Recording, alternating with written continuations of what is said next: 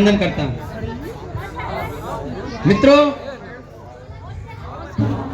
बाबा साहब के बारे में अभी बहुत से पूर्ववर्ती वक्ताओं ने अपने अपने विचार व्यक्त किए। बाबा साहब उस समय भी जात पात छुआछूत समरसता के भाव से परे एक ऐसे भारत देश की कल्पना करना चाहते थे जिसमें समान सबका अधिकार हो। संविधान, सम का मतलब बराबर, विधान का मतलब विधि यानी कानून हो। उन्होंने ऐसे कानून का परिकल्पना किया, ऐसे विचार अपना रखा कि जो सबके लिए समान हो।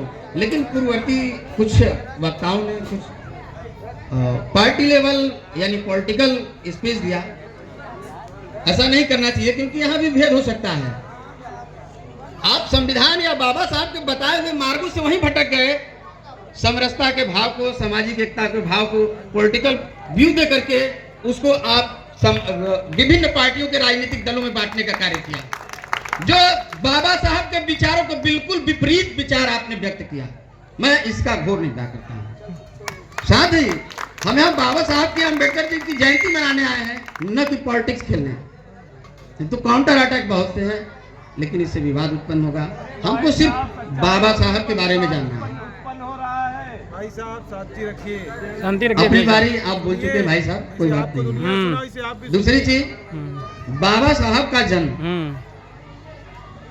1891 में मध्य प्रदेश के महू नामक स्थान पे हुआ था।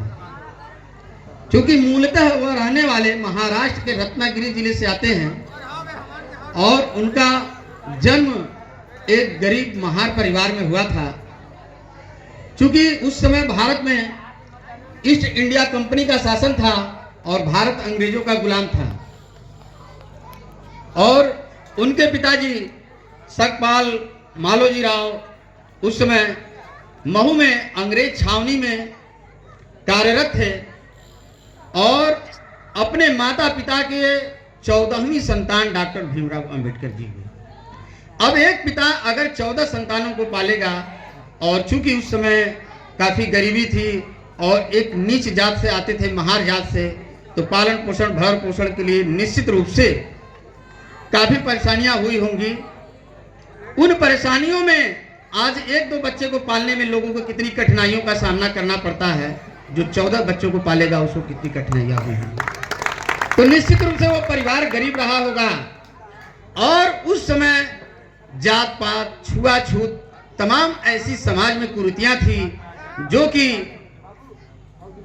समाज को झकझोर देने का कार्य करती थी। ऐसी ऐसी कुरीतियां थी जो उस समय समाज में दलितों, वंचितों के लिए, अछूतों के लिए शिक्षा की व्यवस्था नहीं थी, शिक्षा ग्रहण नहीं कर सकता था। ऐसे विपरीत समय में जब शिक्षा की व्यवस्था ही आपके अंदर नहीं थी, ऐसे विपरीत समय में एक विलक्षण प्रतिभा का धनी, भारत के संविधान का निर्माता, राष्ट्र निर्माता का जन्म हुआ और जो आंधियों से टकरा के अपने अस्तित्व को बचा ले, वही दीपक सबको रोशन करता है। ऐसे हमारे बाबा जी थे। जब बाबा जी का जन्म हुआ उसके कुछ समय पश्चात उनका पढ़ने में बहुत अधिक रुचि था। पढ़ाई के लिए वो संघर्ष करते रहे, लेकिन अछूतों के लिए शिक्षा नहीं थी। अंततः उनके पिताजी अंग्रेज कर्मचारी के यहाँ कार्यरत थे। थोड़ा पैरवी वगैरह कर करके एक विद्यालय में उनका एडमिशन कराते हैं, उनका नामांकन कराते हैं।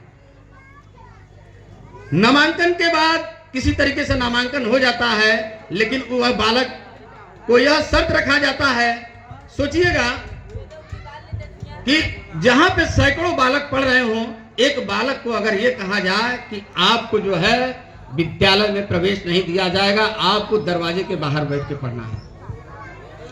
कितना गंभीर बालक रहा होगा वह बालक। स्कूल के दरवाजे के बाहर बैठ के पढ़ता है और जब गुरुजी एक सवाल पूछते हैं तो अंदर बैठे हुए विद्यार्थी कोई भी सवाल का उत्तर नहीं दे पाता है। बाहर से एक बालक हाथ उठाता है कि मैं इस सवाल को बता दूंगा। जब अंबेडकर साहब विद्यालय के अंदर जाते हैं और ब्लैक बोर्ड पे लगे सवाल को हल करने लगते हैं। बाहर से अंदर जो बैठे बच्चे होते हैं उनसे आवाज आती है, मास्टर साहब भागो भागो भागो भागो भागो भागो। बालक तुरंत आश्चर्य से खड़ा हो जाता है, ये क्या हुआ?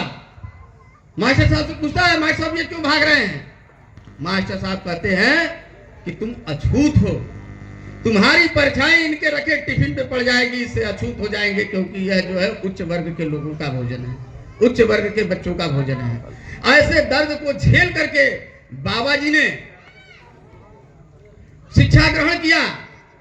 एक छोटी सी घटना उनके जीवन की है।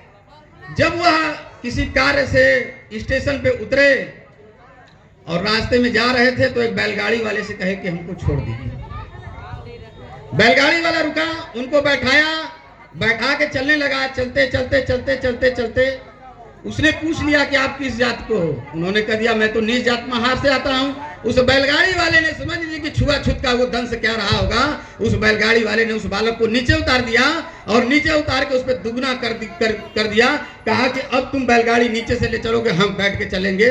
उन्होंने बैलगाड़ी से उतार दिया। ये छुआछूत और जात पात का उस समय स्तर था। साथ ही उन्होंने देखा कि समाज में छोटी जाति की, नीची जाति की जो औरतें थी उनको साड़ियां जो है घुटने के ऊपर पहनना पड़ता था, यह बंदिश थी। उस छोटे बालक में ये विचार समझ लीजिए कहां कहां से आया होगा। उन्होंने क्या किया कि इसका भी इन सब चीजों को इकट्ठा किया और सारी चीजों का निचोड़ मिलाया तो उनको लगा कि इस देश का भविष्य और ये छुआछूत और अपनी छोटी जाति को ऊपर के जाति के लोगों के बराबर दिलाने का अधिकार सिर्फ एक ही कर सकता है और वह है सफलता की कुंजी मात्र और मात्र शिक्षा। शिक्षा मित्रों उस शेरनी का दूध है जो जितना पिएगा उतना